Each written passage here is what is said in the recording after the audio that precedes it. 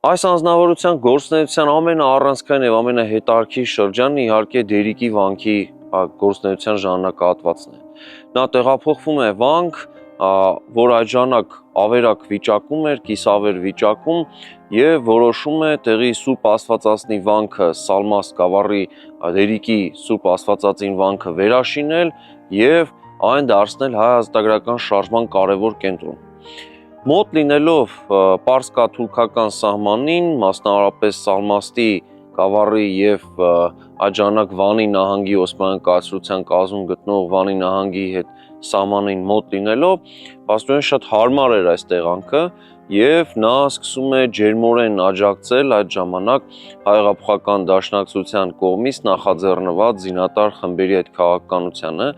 Անմիջապես ինքն էր հենց ստացվում է ուղղորդում, համակարգում եւ շատ դեպքերում թաքցնում այս գործունեության ուղղությունները եւ իհարկե հավաքված զենք զինամթերքը։ Նախագծի գլխավոր գործընկերն է Converse բանկը, ֆինանսական աշխարհի ձեր հուսալի գործընկերը։